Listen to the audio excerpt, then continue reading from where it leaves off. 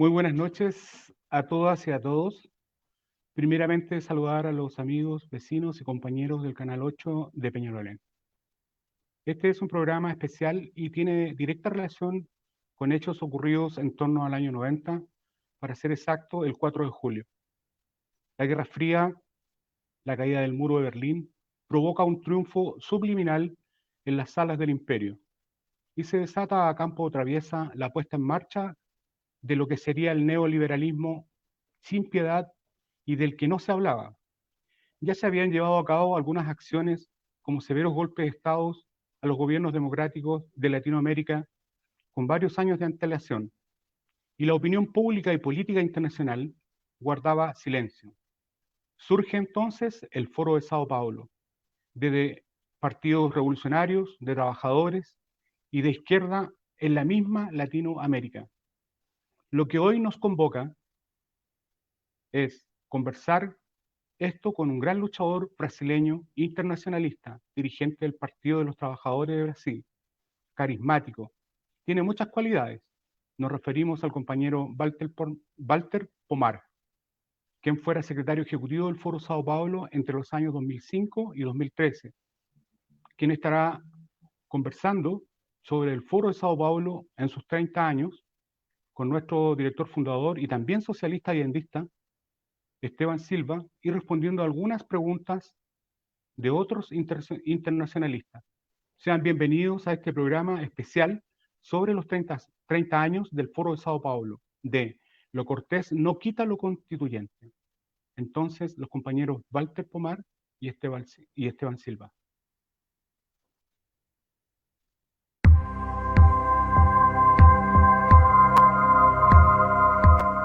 Corre el año de 1990.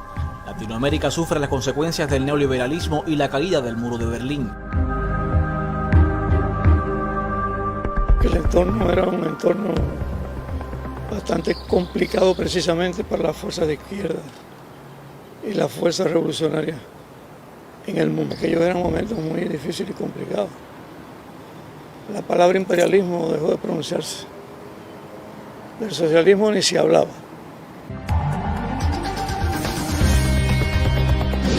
Estos líderes revolucionarios se encuentran en La Habana, de ahí el surgimiento de una gran idea, la creación de un foro de partidos y grupos de izquierda latinoamericanos impulsado por el Partido de los Trabajadores de Brasil. El objetivo esencial era ver cómo se salía de esa situación, cómo reunir las fuerzas izquierdas para convocarlas y demostrar que existían las posibilidades que, independientemente de lo que estaba sucediendo en el mundo y en el campo socialista, el objetivo de las fuerzas de izquierda, el de una revolución social, el de lograr una sociedad con igualdad de oportunidades a todos y pleno de justicia social, era factible. Nacía así el Foro de Sao Paulo. No podríamos estar hablando hoy de lo que está sucediendo en América Latina sin el papel que ha jugado el Foro de Sao Paulo y las fuerzas izquierdas en los procesos que se están desarrollando en estos momentos. Es decir, la prueba del tiempo fue sobrepasada por el Foro de Sao Paulo. La persistencia, la decisión, el papel del PT, del Partido de los Trabajadores de Brasil, que fue un impulsor determinante, ha sido también al calor de todas las fuerzas revolucionarias de los partidos de izquierda. Se logró que el Foro de Sao Paulo se sostuviera hasta estos momentos. Vamos caminando, aquí se respira luz.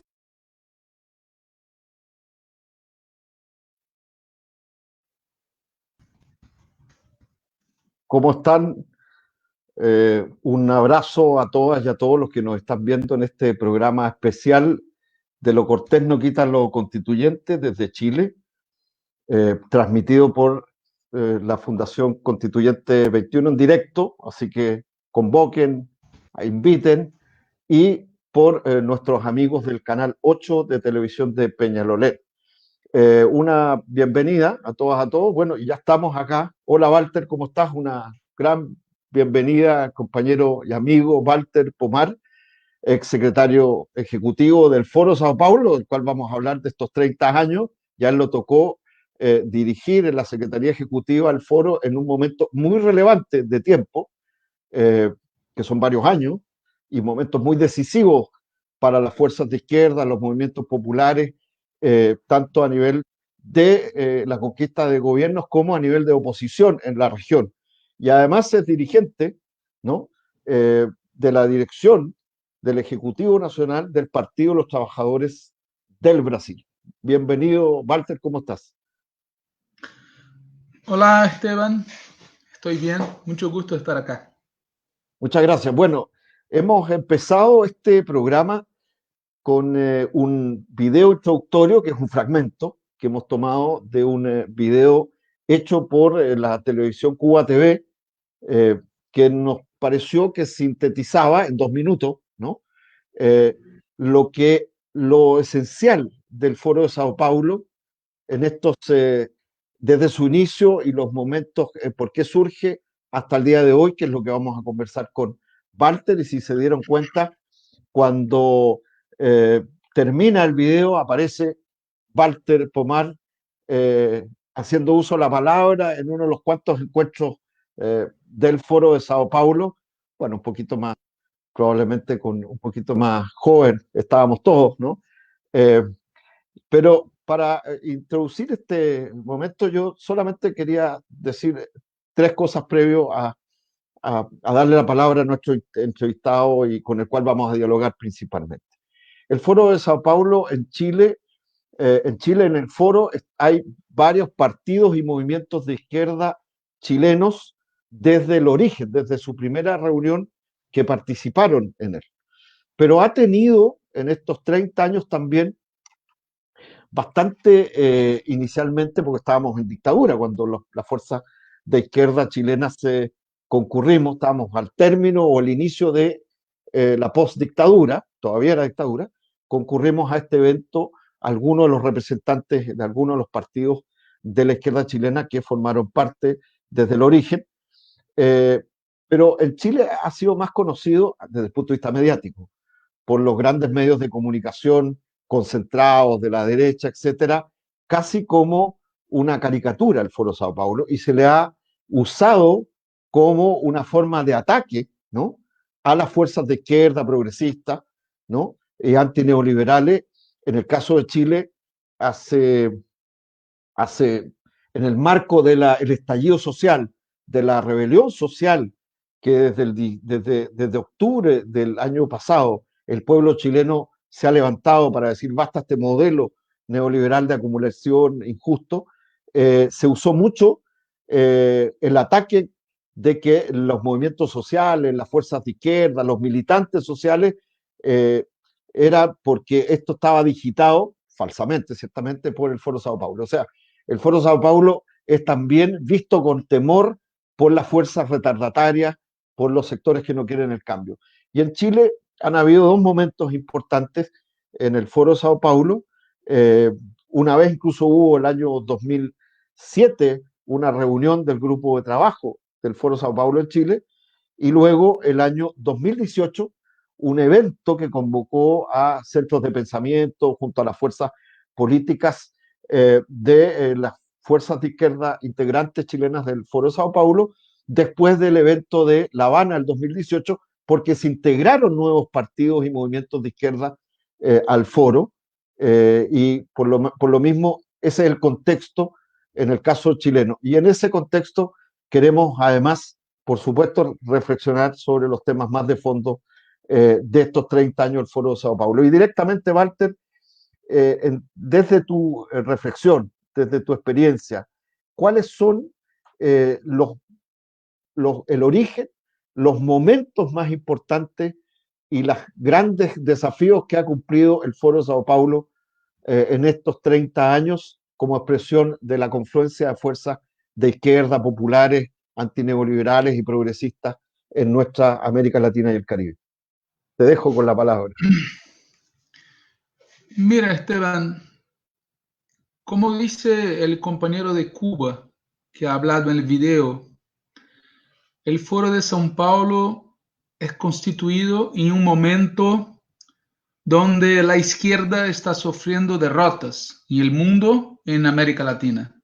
Y por esto, solamente por esto, fue un gran logro crearlo. Además, el espacio del foro, que tenga sido un espacio plural, donde confluyeran distintos sectores de las familias de la izquierda latinoamericana y caribeña, esto también fue otro logro, porque ha permitido un intercambio que de alguna manera fue útil para cada uno de nosotros y nuestros países y se reveló muy útil en lo que pasó en el fines de los 90, cuando empezamos a alegar a los gobiernos. Pero por supuesto, estos gobiernos y nuestras izquierdas han demostrado muchas debilidades. Si no pasara esto, si no fuera así, estaríamos gobernando como antes la mayoría de los países de Sudamérica y muchos países de Centroamérica. Y en este sentido, el foro también es un reflejo de las debilidades de los partidos que lo constituyen. Tuvimos una gran importancia en los 90, tuvimos una gran importancia en el principio de este milenio, pero después de la crisis de 2008, no conseguimos, a mi juicio, elaborar una política que fuera capaz de impedir la contraofensiva de la derecha y del capital contra nuestros gobiernos. Y hoy estamos muy debilitados en comparación con la fuerza que teníamos a 10 años, pero en comparación con 1990 no es así. O sea, si comparamos la situación actual con la que existía en principios de los años 90, la situación de todos nosotros y del foro también es mucho mejor. Y por eso no creo que sea un... Yo estoy convencido que el instrumento Foro de São Paulo sigue siendo muy útil. Desde cuando, por supuesto, nuestros partidos consigan transformar este espacio en un espacio de elaboración de una estrategia que sea capaz de confrontar esta crisis sistémica del capitalismo que está en curso hoy y que no cometamos el error de pensar que la estrategia que nos fue útil hace 20 años seguirá siendo útil hoy. No será. Es otra situación que va a exigir otro tipo de programa, otro tipo de estrategia e incluso otro tipo de instrumento político. El propio foro tiene que, a mi juicio, hacer cambios que lo convertan en un instrumento idóneo para enfrentar esta situación que vivimos hoy. Pero en ningún momento se debe abrir mano del foro. Los sectores que piensan que porque hubo un cambio en la situación, el foro no es más útil, están cometiendo el mismo error que cometieron aquellos que en el pasado desprezaban el foro, no entendían el foro, no comprendían la importancia de una organización como el foro era y sigue siendo. Esta mi opinión. Y en tu impresión y en tu opinión, porque claro, cuando nace el foro y la convocatoria inicial la hace el comandante Fidel Castro, que era la Revolución Cubana, el líder, y Lula y el PT, que permiten además una convocatoria de un espectro amplio, como tú bien decías, de familias de la izquierda, socialistas, comunistas, progresistas, etcétera, ¿no? Bajo primero un diagnóstico frente a la crisis, pero también de cómo trabajar. Y claro, el PT fue gobierno en una coalición, ¿no? Con Lula y con Dilma. Después vino, bueno, Chávez, o antes, o casi al mismo tiempo, el comandante Chávez, el Frente Amplio Uruguay, etcétera. O sea, es un primero crisol. Pero la pregunta es, ¿esto es una coalición, es una confluencia? ¿Por qué no es una internacional de fuerzas? ¿Cuáles son los ejes o los temas centrales que han podido unir a estas izquierdas no tan disímiles, pero tan diversas, política y socialmente, en tu opinión, y dónde son como los desafíos principales eh, a propósito de tu reflexión. Mira, nosotros teníamos y tenemos en el foro sectores que son socialistas revolucionarios, sectores que son socialdemócratas sinceros y sectores que son popular nacionales. Lo que pasa es que ninguno de estos proyectos tendrá suceso si no hay unidad e integración. Y los más expertos han percibido esto, que independiente de las diferencias que hay entre nosotros en la América Latina, no habrá suceso de ninguna de nuestras políticas isoladamente. Para que tenga el suceso la propuesta socialista de Chávez, para que tenga suceso la propuesta nacional popular de Néstor Kirchner, para que tenga suceso la propuesta socialdemócrata de otros, es necesaria unidad. Unidad popular, unidad entre partidos, unidad entre gobiernos.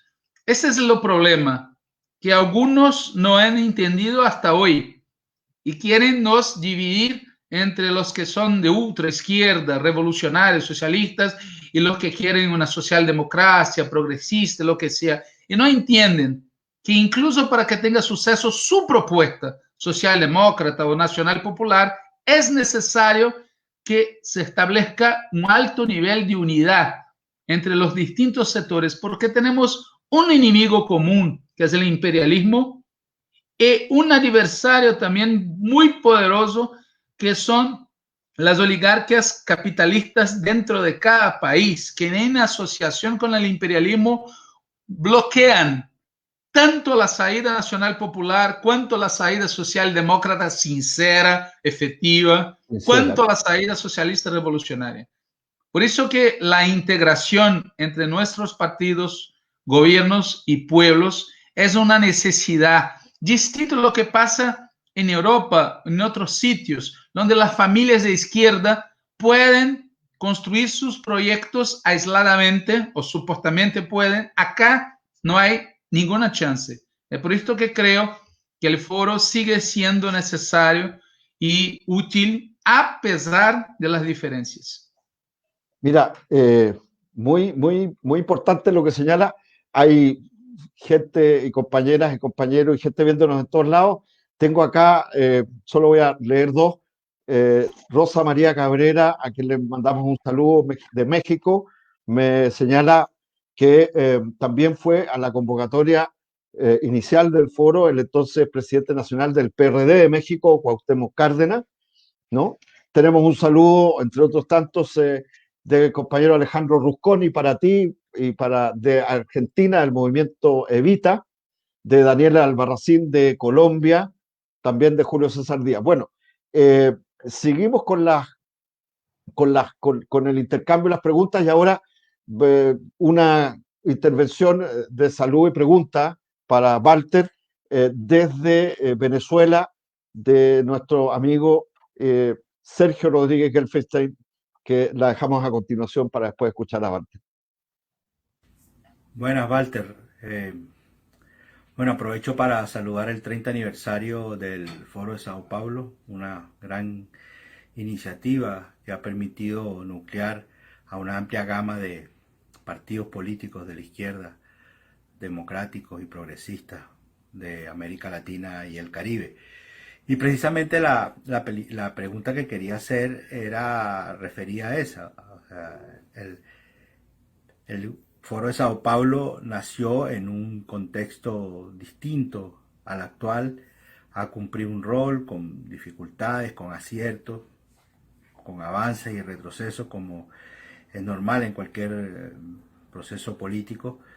Pero yo quería hacer la pregunta precisamente de cómo ven ustedes, cómo ves tú en particular, las tareas, las fundamentales tareas y los retos que tiene el Foro de Sao Paulo en la coyuntura actual, y no me refiero estrictamente a la situación de la pandemia, sino que en la situación actual del continente, de la región, donde pareciera que la derecha ha reiniciado una ofensiva en contra del movimiento social, del movimiento popular, en una reedición de los años de las dictaduras, solo que ahora subido falsamente al tren de la democracia.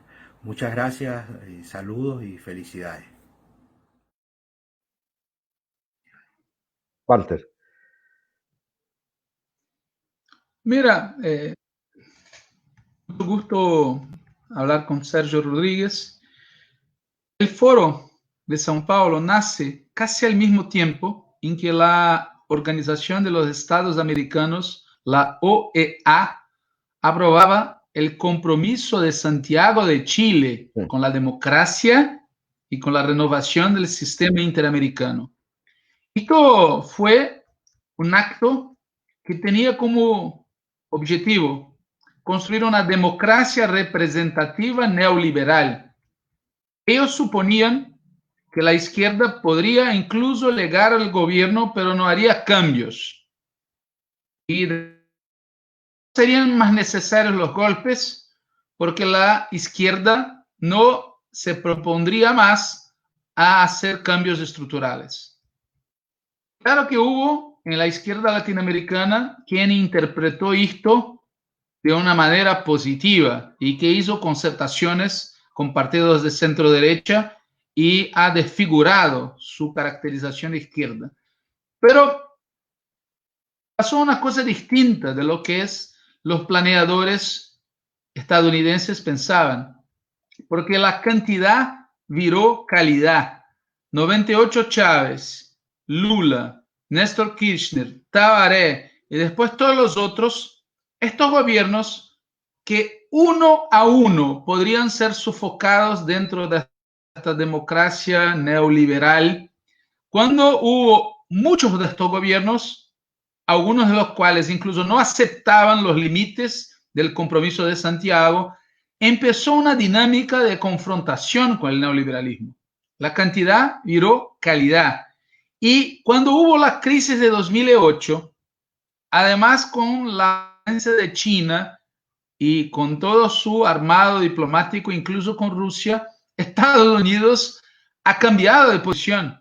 No es más lo compromiso de Santiago que vale. Ellos están regresando a algo que es más parecido con los golpes y la intolerancia total con la izquierda do que los términos aparentemente democráticos del compromiso de Santiago. Esto nos pone un reto porque significa que estamos diante de una fase mucho más difícil que los años 90. Llegar a los gobiernos por la vía electoral será más difícil y hacer gobiernos transformadores que tengan empezado por la vía electoral será mucho más difícil. Y diante de esto habrá, por supuesto, dentro de la izquierda, los que propongan rebasar los objetivos y por lo contrario, habrá los que propongan radicalizar la lucha para viabilizar transformaciones. Así que veo el tema que Sergio ha propuesto. Y siguiendo con esa reflexión, claro, tuvimos fuerzas políticas de nuevo tipo en las izquierdas o que venían de viejas tradiciones de lucha del movimiento obrero y popular en los distintos países, respecto a América del Sur, América Central. Entonces, se fundaron nuevas correlaciones para avanzar, por ejemplo, el caso de la República Bolivariana de Venezuela, o Ecuador, o Bolivia, a través de procesos de asambleas constituyentes, de cambios constitucionales para cambiar correlaciones institucionales, políticas y también económicas. Otras fuerzas, como el caso del Brasil, pero también estuvo, entiendo, tú nos contarás, este debate no solo de las reformas de los primer gobierno Lula, sino también de los temas constituyentes, y creo que lo sigue atravesando hasta el día de hoy. Tuvieron otros caminos, producto de las correlaciones de fuerza que tenían. Entonces, en definitiva, el propio foro, fuerzas de gobierno y oposición, todos estos años ha planteado, creo que está el tema de la disputa del carácter de la democracia, ¿no? Como tú lo estás planteando. el carácter de la restricción de las democracias representativas bajo la hegemonía neoliberal y más bajo en el tema global, a propósito de los temas de integración, ¿no? Los temas de la vinculación con la integración y desarrollo productivo y político dentro del continente y respecto a la hegemonía del imperialismo norteamericano. El mismo foro tiene un documentito, ¿no? No digo documentito porque es chico, sino que digo que un intento de esfuerzo que se llama el Consenso de Nuestra América, ¿no? Que plantea algunos lineamientos en ese sentido. En tu opinión, ¿es el tema de la disputa del carácter de la democracia el eje central de la transformación económica respecto a la concentración del capital para avanzar en procesos socializantes? Ni siquiera hablo de camino al socialismo, pero que abran procesos de recuperación de recursos naturales propios, de renacionalizaciones, de replanteamiento de la lógica económica productiva y de la participación popular. ¿Cuáles son los temas centrales? ¿Qué es lo que nos define como foro a las fuerzas de izquierda hoy día en este marco tan global a partir de tu propia reflexión? Mira, primero, yo creo que el dilema que nosotros vivimos en fines de los años 90 y todos los primeros 15 años de este milenio es lo mismo dilema fundamental que ha vivido Chile durante el gobierno de la Unidad Popular. Esa es la primera cosa. O sea, nosotros intentamos hacer cambios profundos, teniendo como punto de partida la conquista de los gobiernos, sin tener el poder de Estado en las manos. Y mira que de todos los procesos que empezaron así, lo único que tuvo continuidad, de hecho, fue Venezuela. De hecho, fue Venezuela. ¿Por qué? Venezuela, claro. Porque aparte en Venezuela... de la Revolución Cubana, que es otro contexto. Claro, pero es otro proceso. Pero los que empezaron por la vía electoral, en nata, simples, lo único que tuvo continuidad hasta ahora, el caso de Venezuela. ¿Y por qué? Porque el tema del poder de Estado, de una manera original, de alguna manera fue preservado. Como decía Chávez, es una revolución pacífica pero armada. Los demás enfrentaron dificultades brutales porque el Estado burgués ha reaccionado contra la presencia de gobiernos populares, demócratas, socialdemócratas o que sea. Entonces, el tema del punto de vista estratégico sigue el mismo. ¿Cómo legar el poder de Estado? ¿Cómo conquistar el poder de Estado para hacer los cambios estructurales que queremos hacer? Algunos por un capitalismo de bienestar, otros por el socialismo. Pero cualquier que sea el caso, hay que tener el poder de Estado. Y el problema que se pone es que en esta coyuntura la posibilidad de acceder a gobiernos está dificultada y la posibilidad de hacer gobiernos de transformación está también dificultada. Ese es el problema estratégico que tenemos que manejar. Pero desde el punto de vista programático, en mi opinión, la izquierda latinoamericana debería acentuar su disposición de hacer cambios estructurales profundos. ¿Por qué? Porque sean los socialistas, sean los socialdemócratas, la experiencia de nuestros gobiernos ha demostrado que además de la debilidad del poder de Estado, hay una otra debilidad estructural, que es la situación de dependencia primaria exportadora que ha golpeado a todos, incluso Venezuela en esta cuestión. Y si esto no se cambia, no se sustenta un proceso de largo plazo en un mundo como este que tenemos. Claro que algunos de nosotros proponen hacer esto con un armado socialista, otros con un armado socialdemócrata, keynesiano, lo que sea. Pero el problema tiene que ser puesto sobre la mesa.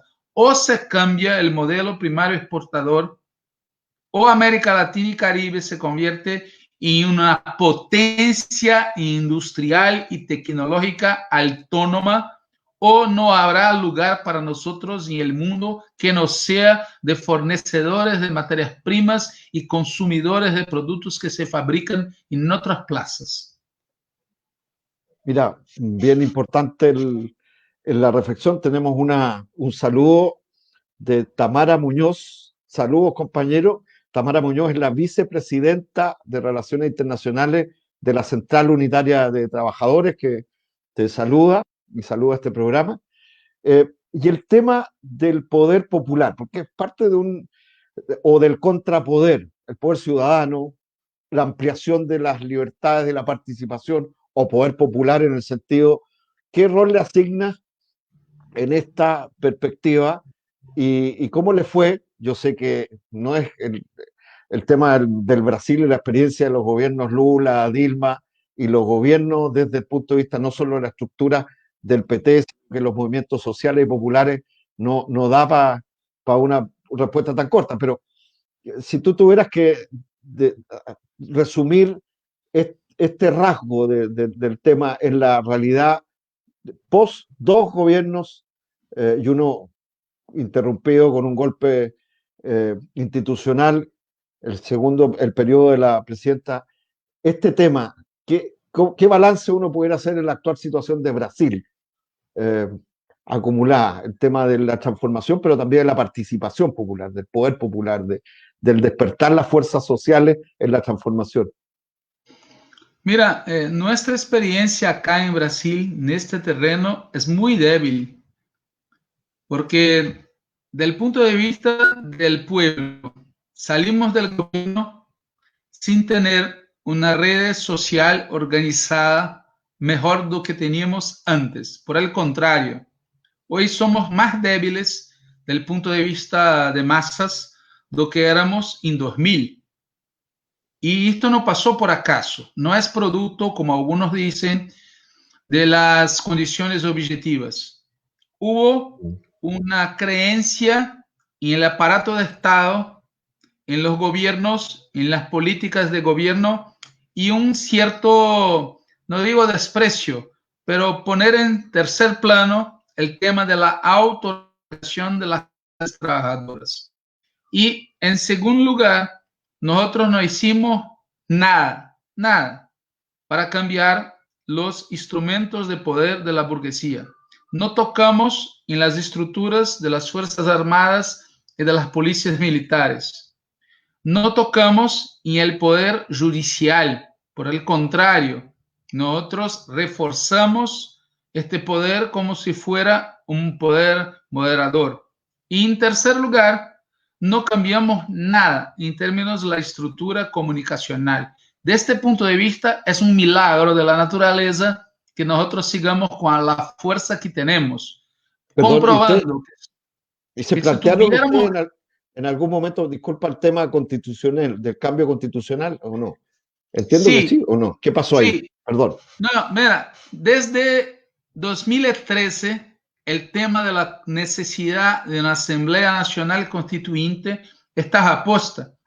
Pero el tema es que, distinto de ustedes, por ejemplo, que tuvieran luchas brutales del pueblo en las calles, nosotros teníamos que tener algo similar o debilitar la fuerza de la burguesía, quitando el oligopolio de la comunicación, democratizando las fuerzas militares, democratizando el poder judicial. ¿Cómo no lo hicimos?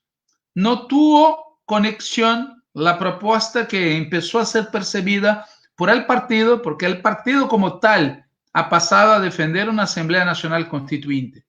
Pero no había conexión entre esta propuesta y la correlación de fuerzas que existía, ni del punto de vista de nuestra autoorganización, ni del punto de vista de la debilitación de la fuerza de la clase dominante.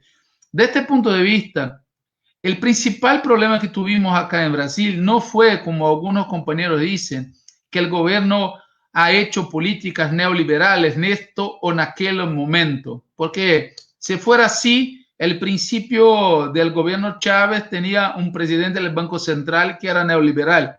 Este no es el problema es la política, la organización política del pueblo y el enfraquecimiento político de la clase dominante, que cuando estamos en el gobierno debemos buscarlo. Por ejemplo, alguien puede decir que no se podía hacer muchas cosas porque no teníamos mayoría en el Parlamento en relación a las Fuerzas Armadas o el judiciario. Sí, pero en términos de comunicación sí podía hacer mucho, porque teníamos el gobierno, podíamos ter construido una Telesur en Brasil y no lo hicimos. O sea, no es verdad que nadie se puede hacer, siempre se puede hacer algo. Y si no se hace, es un error de nosotros. Esa es mi opinión. Entonces, como decían, el Che, la única lucha que se pierde es la que se abandona, ¿no? René Ortiz dice desde México, saludos Walter, brillante y claro como siempre. Un abrazo fraternal desde México. Saludos a Esteban y a la iniciativa de nuestro programa. Saludos, René. Vamos ahora a una pregunta, reflexión que nos va a hacer nuestro amigo y compañero Claudio De Negri, que es el secretario de Relaciones, el encargado de Relaciones Internacionales del Partido Comunista de Chile. Una pregunta a Walter. Buenas tardes, compañero Walter. Soy Claudio De Negri, del Partido Comunista de Chile, y quiero hacerle llegar un gran abrazo a usted, al Partido de los Trabajadores, en estos días de aniversario del Foro de Sao Paulo, en el que tanto su partido como el compañero Lula jugaron un papel extraordinario y fueron clave. Y que sigue su camino, ya ha cumplido 30 años, como decimos. Nosotros consideramos al foro como nuestra casa, nuestra residencia latinoamericana, y me gustaría compartir o escuchar su reflexión acerca del momento que hoy vivió el foro, porque el foro ha vivido momentos distintos, surgió en un momento complejo, ha pasado por distintos escenarios. En el caso particular en Chile hoy día estamos enfrentados, como todos los pueblos de América Latina, a los efectos de la crisis del modelo neoliberal en términos no solo económicos, sino políticos, culturales, sociales, ambientales, y también a la pandemia, que son dos crisis inéditas que se retroalimentan, han hecho la situación muy grave. Usted conoce, en Chile venimos de grandes movilizaciones sociales y tenemos la percepción de que no solo en Chile, sino a nivel continental, estos nuevos tiempos se caracterizan porque hay nuevos sectores de la sociedad que han ido comprendiendo que esta crisis no tiene solución dentro de los marcos del modelo neoliberal. Y también en el caso nuestro, que eso requiere de un desarrollo, de un paso adelante en la unidad de los pueblos y de la izquierda latinoamericana. ¿Qué consideraciones nos podría hacer? Nos gustaría mucho recogerlas directamente de usted.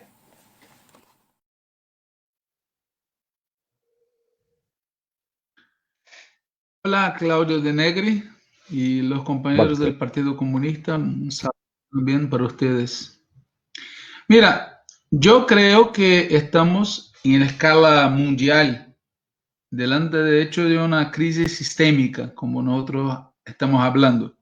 Es una crisis ambiental, sanitaria, social, económica, política, nacional, geopolítica, global. Entonces, es una crisis sistémica, pero el núcleo de esta crisis sistémica es una crisis de acumulación de capital. Y por otra parte, es una crisis sistémica de la orden mundial que es capitalista. Por tanto, es una crisis sistémica del capitalismo. ¿Qué puede surgir de esto? Puede surgir, en mi opinión, un escenario global Mad Max, como decían los dos viejos barbudos, la destrucción de las sociedades en lucha. Puede surgir un escenario de una nueva expansión capitalista con más desigualdad, con menos libertad, con más opresión de las periferias por las metrópolis, pero también puede surgir un escenario de más igualdad, más libertad y más integración democrática y soberana. La pregunta es, este tercer escenario, ¿qué puede tornarlo realidad? ¿Una epifanía? Los capitalistas de los poderes fácticos del mundo entero van a recibir una mensaje de Dios y van a mudar su accionar su manera de pensar, su manera de agir. Mira, si hay alguna lógica en la historia, tomando las otras crisis sistémicas como esta es, la única cosa que puede hacer surgir un mundo mejor es, o primero, que derrotemos los capitalistas y una revolución política y social, o si los capitalistas son obligados a aceptar reformas por miedo de una gran revolución política y social. Y en los dos casos se tiene que torcer el bastón para la izquierda. Si no hacemos esto, no habrá futuro mejor.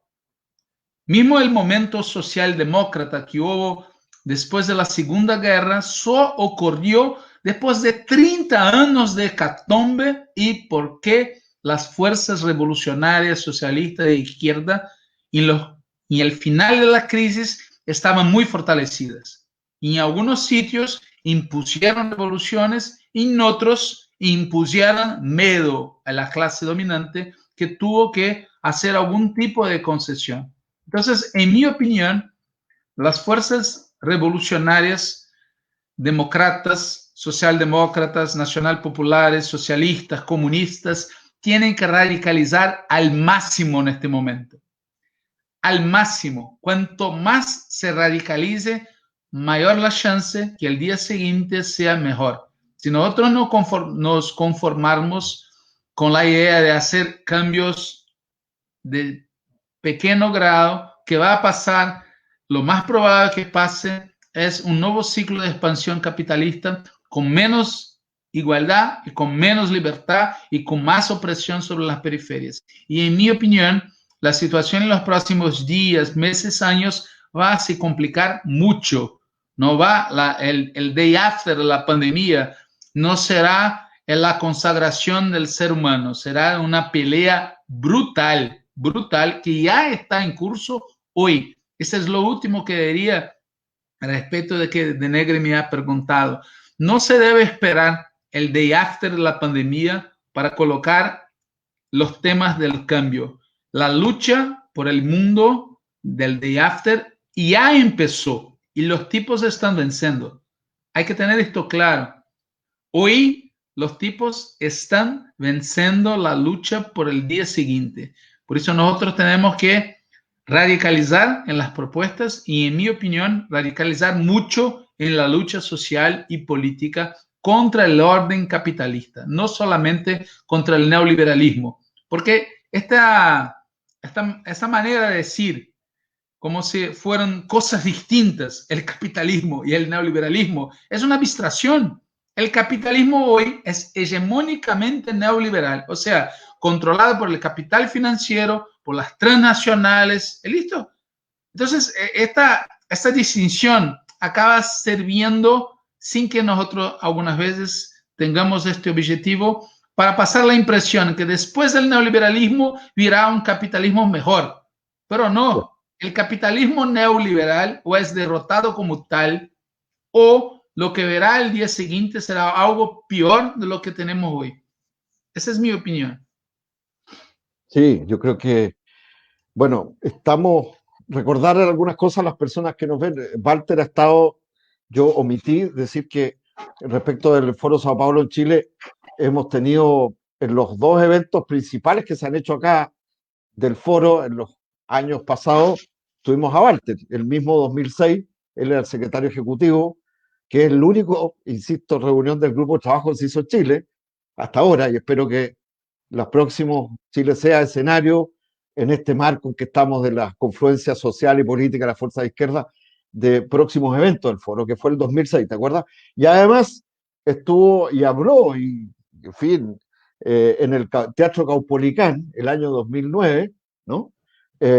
Cuando fue proclamado el candidato de aquel entonces del Juntos Podemos y del socialismo allendista, del Partido Comunista, Jorge Arrate, que lo invitamos a la proclamación de la candidatura de la izquierda de aquel entonces. María Cecilia Bartolín nos manda un gran abrazo y dice que es un excelente programa. Bueno, Paula Simone Ribeiro, a propósito, aquí hago el link con lo que decía Walter dice, sí, después de la pandemia será peor. A tu juicio, Walter, en el marco de esta crisis que se va a profundizar del capitalismo global, no solo el capitalismo norte, el periférico, con un imperialismo muy agresivo, lo estamos viendo no solo hoy día contra Venezuela, contra el gobierno y el pueblo venezolano, el recrudecimiento de sanciones contra Cuba y otros conflictos en el mundo entero. ¿Cuáles son los ejes para la izquierda, en América Latina y el Caribe, pero más global, de una puja, de una lucha post-pandémica, ¿no?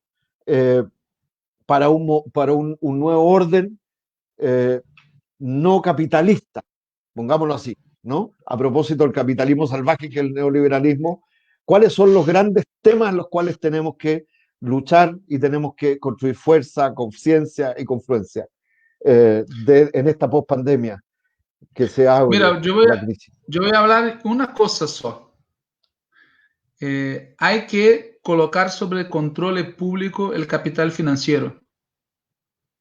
Todo lo demás en el económico y social no pasará sin que el capital financiero sea estatizado. Muy de acuerdo. Acá en Brasil, por ejemplo, no hay política social, no hay política de desarrollo sin inversión. Y no hay inversión si el control monetario está en manos de 5 o 6 empresas que constituyen un oligopolio financiero más poderoso que los bancos públicos.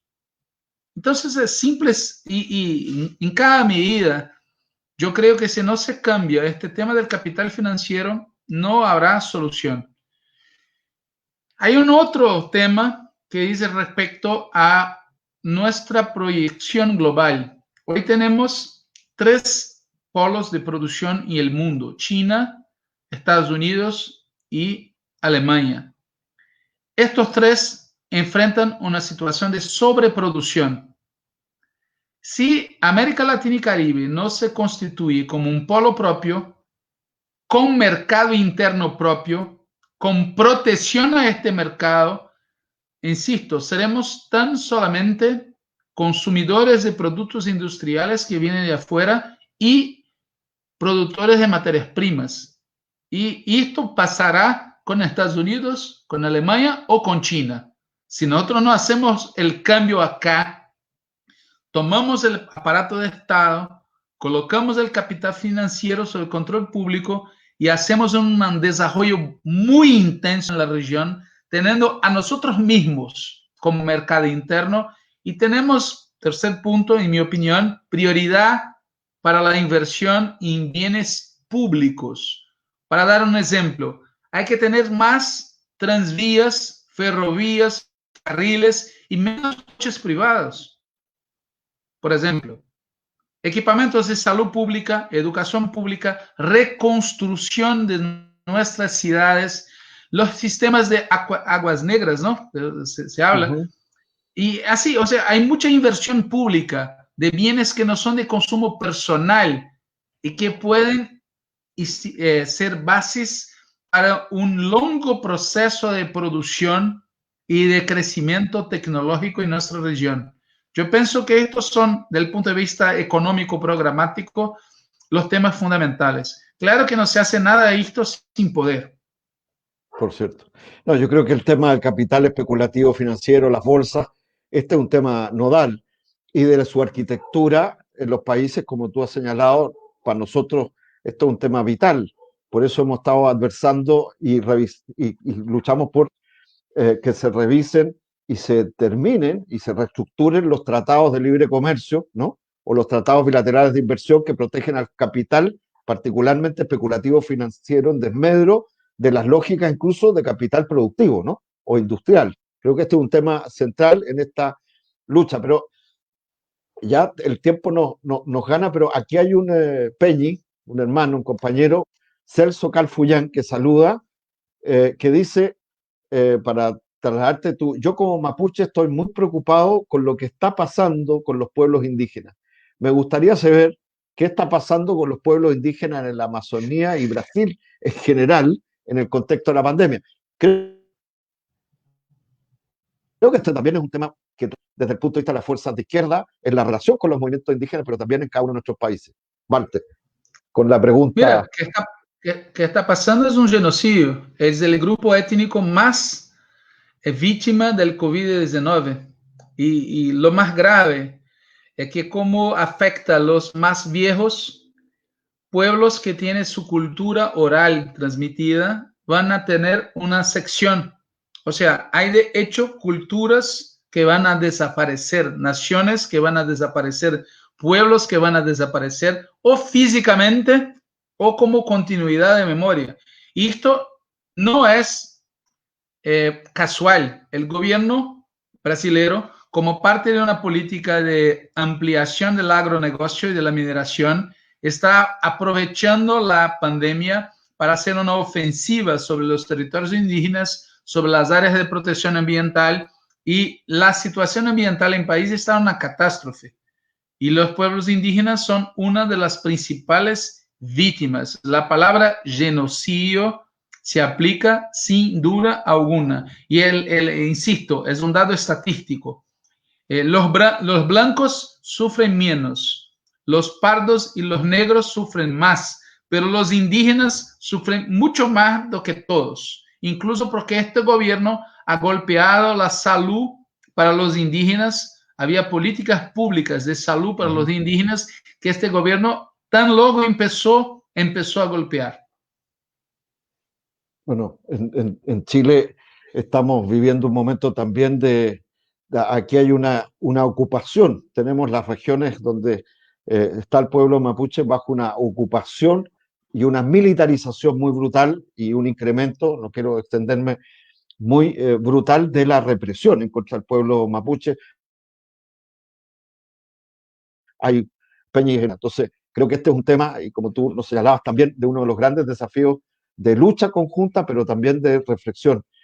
El Foro de Sao Paulo, te voy a llevar a un tema que está vinculado, está en el origen de las fuerzas de izquierda, de la lucha de los movimientos de trabajadores, campesinos y populares, y las fuerzas de trabajadores y las fuerzas de izquierda que buscan representarlo y construir en torno a eso, está íntimamente ligado a no solo, bueno, la lucha antiimperialista, los temas de la integración, pero el internacionalismo solidario ha sido una característica, ¿no?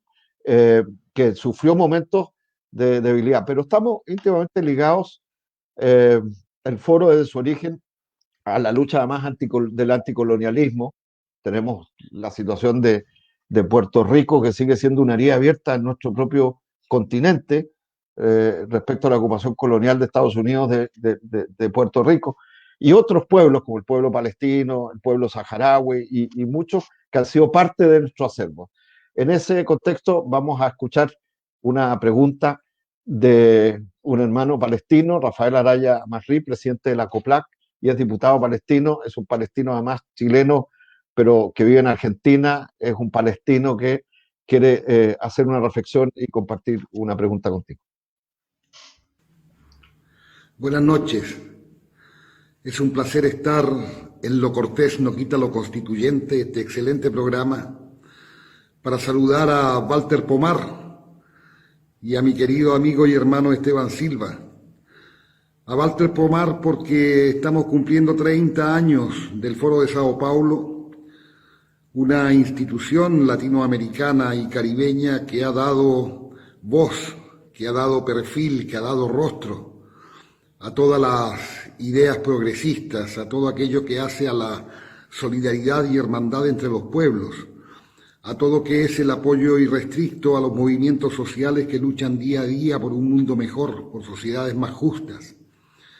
Y en ese marco, y habiendo recibido tanta solidaridad como palestino por parte del Foro, porque el Foro indiscutiblemente ha sido un factor de apoyo a las luchas anticolonialistas, antiimperialistas y de apoyo irrestricto a todos los pueblos que luchan por su autodeterminación. Y quiero preguntarle a Walter que, habiendo habido una hecatombe a nivel de los gobiernos progresistas y de izquierda en América Latina, ¿cómo va a ser o cómo está siendo el ejercicio de esa solidaridad con los pueblos? Sabemos que hay momentos de tremenda dificultad, como es el caso de Palestina por el proyecto de anexión israelí, y me gustaría escucharte, Walter, que nos explicaras cómo el foro va implementando esta solidaridad y cómo la va expresando de ahora en más, sobre todo cuando tenemos tiempos tan desfavorables en nuestro continente. Yo les mando a ambos, a ti y a Esteban, un gran abrazo y estoy feliz de poder ser una de las personas que puede preguntarte esta noche. Hasta luego.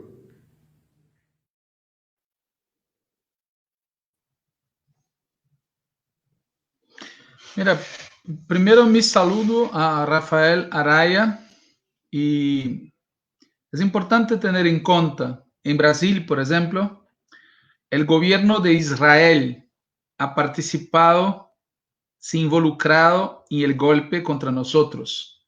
Esto no es a tal punto que el presidente de extrema derecha que tenemos ha hecho actos públicos en que comparecían la bandera de Estados Unidos y la bandera de Israel.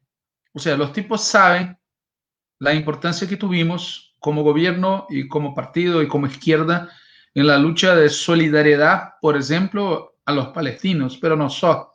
Aquí se habló de otros temas, de los mapuches, se habló del tema de Puerto Rico, se habló del tema saharaui y Palestina.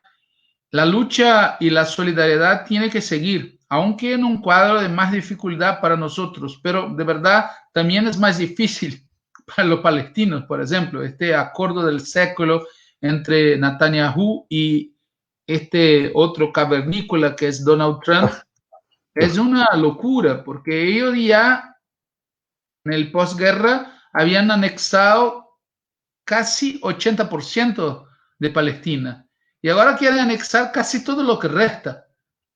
Y esto, si se hace, inviabiliza totalmente que exista un Estado palestino. O sea, los palestinos están delante de un desafío mucho más duro aún, y nosotros tenemos la obligación de seguir haciendo la solidaridad que sea posible hacer de nuestra parte. Y así, la expresión en portugués es torcendo, pero no me recuerda la palabra en castellano, pero queriendo que ustedes consigan también hacer una fuerte unidad del pueblo palestino, porque no veo manera de derrotar estos tipos que no sea un nuevo levante popular de larga escala, que tenga solidaridad regional, que tenga solidaridad mundial.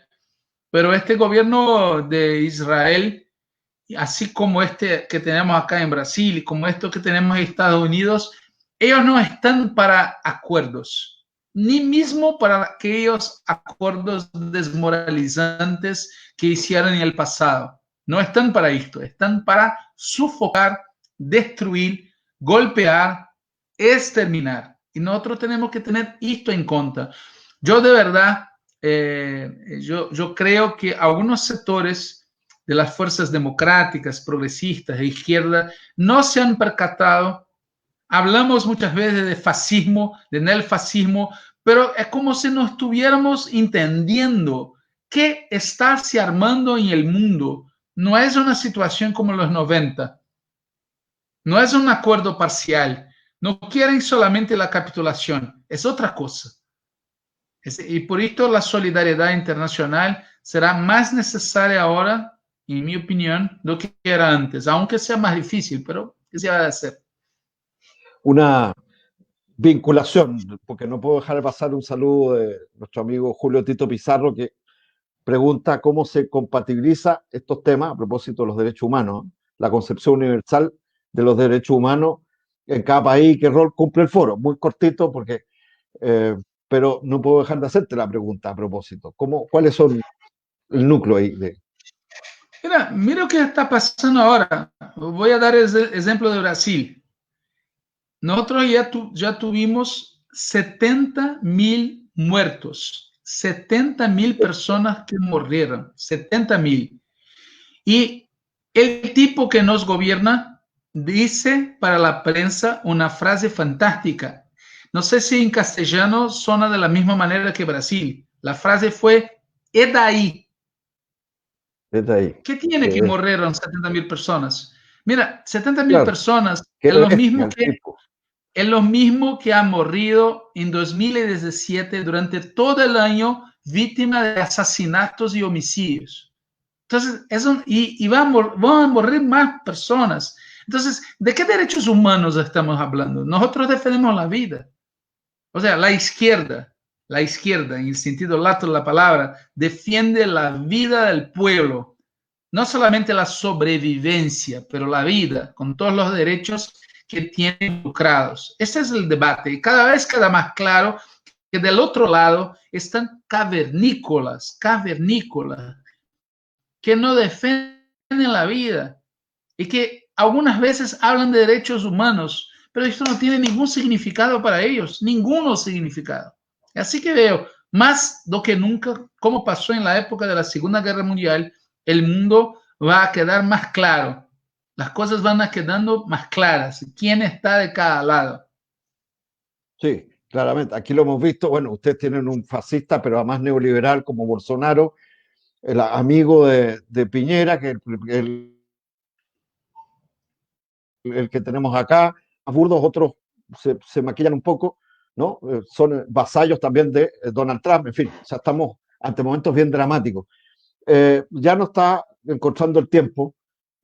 Hay mucho más saludos, reflexiones, pero si yo tuviera que pedirte, porque por razones de tiempo, en unos últimos minutos hacer una cierta reflexión, balance y proyección como sentido del Foro de Sao Paulo en sus 30 años como expresión de confluencia y de lucha de las fuerzas de izquierda, revolucionarias, progresistas, y para dónde vamos y por qué es importante ser y trabajar en esta perspectiva desde el Foro Sao Paulo y desde las fuerzas populares. Te dejo estos minutos finales para compartirnos esa reflexión, Walter, agradeciéndote mucho esta participación en este intercambio. Mira, es siempre muy arriesgado hacer este tipo de síntesis, pero yo estoy seguro que América Latina y Caribe están en una situación dramática, porque todos los intentos de democracia, de bienestar social, de desarrollo productivo, de algún tipo de integración, están todos, absolutamente todos, en peligro mortal.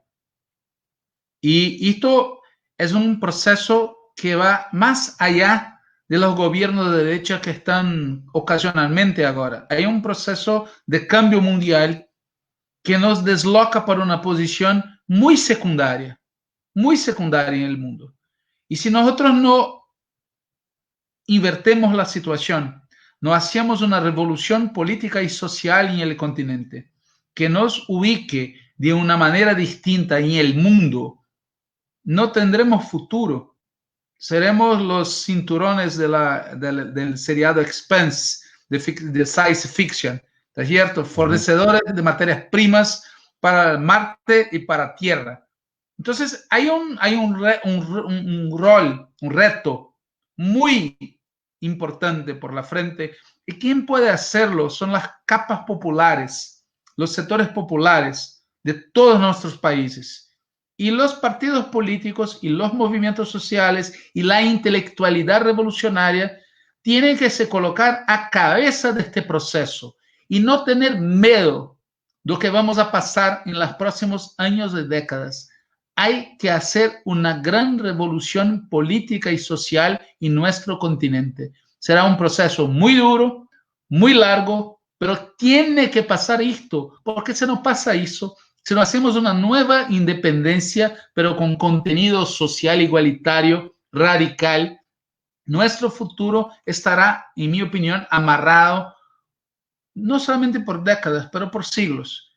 Esta es mi opinión y creo que el foro tiene en su interior una composición muy favorable a este tipo de reflexión. ¿Se va a hacer esto o no? Es otro asunto, pero creo que tiene potencial de hacerlo. No es el único, pero tiene dentro de sí una química que permite colaborar en este proceso de una gran revolución político-social continental que garanta a América Latina y el Caribe un lugar en el planeta que no sea la quinta rueda del carro. Así que veo. Bueno, muchas gracias, Walter. Ya se nos acabó el tiempo. No puedo dejar de leer que nuestra amiga Rosa María Cabrero tiene toda la razón cuando dice que deberíamos haber incluido, y esto es prometido, una compañera también en la sección de preguntas, a Walter. ¿Ve? Ahí ya, yo mismo ¿no? Y nuestra producción. Agradecer a Walter por su reflexión, pero por su trayectoria además militante, y su contribución al Foro de Sao Paulo, que sigue haciéndola, pero como secretario ejecutivo no solo me consta, sino que creo que hizo una tremenda contribución en la perspectiva de las cosas, y de la unidad y de la acción de la izquierda en todos los países, y quiero tomarme yo a nombre de todas y todos los que estamos viendo para agradecértelo. Segundo, solidarizar con el pueblo brasilero en lucha, a propósito del fascista y de la regresión brutal que están enfrentando con Bolsonaro y las fuerzas dominantes destructoras de la vida, ¿no? Y el Foro Bolsonaro, que es parte de la bandera de lucha del pueblo.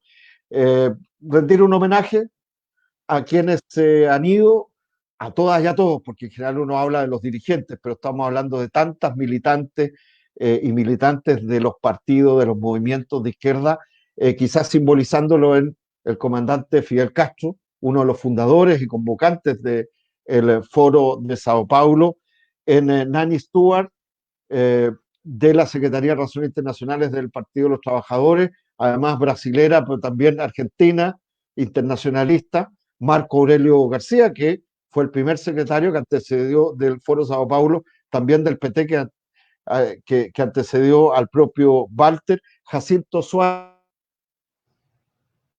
del Frente Sandinista Nacional, Gladys Marín, dirigente comunista que trascendió también internacionalista, y Javier Descanseco, amigo común nuestro de Walter, mariateguista peruano.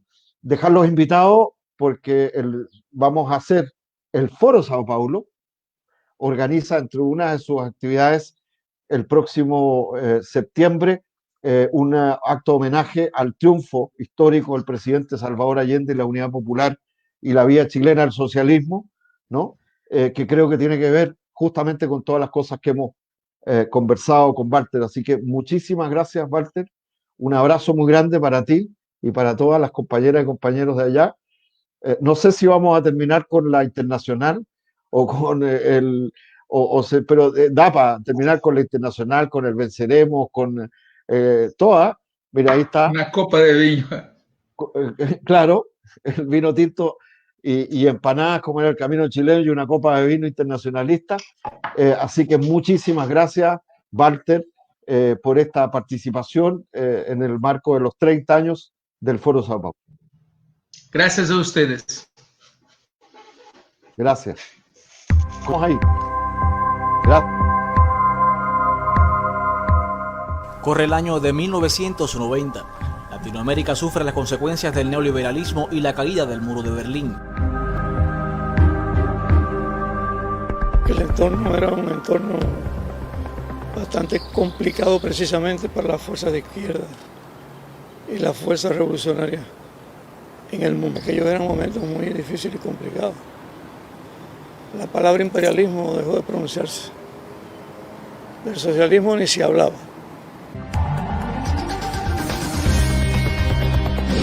Estos líderes revolucionarios se encuentran en La Habana, de ahí el surgimiento de una gran idea, la creación de un foro de partidos y grupos de izquierda latinoamericanos impulsado por el Partido de los Trabajadores de Brasil. El objetivo esencial era ver cómo se salía de esa situación, cómo reunir las fuerzas izquierdas para convocarlas y demostrar que existían las posibilidades que, independientemente de lo que estaba sucediendo en el mundo y en el campo socialista, el objetivo de las fuerzas de izquierda, el de una revolución social, el de lograr una sociedad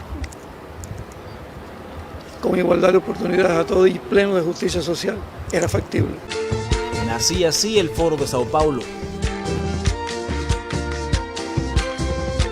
No podríamos estar hablando hoy de lo que está sucediendo en América Latina sin el papel que ha jugado el Foro de Sao Paulo y las fuerzas izquierdas en los procesos que se están desarrollando en estos momentos.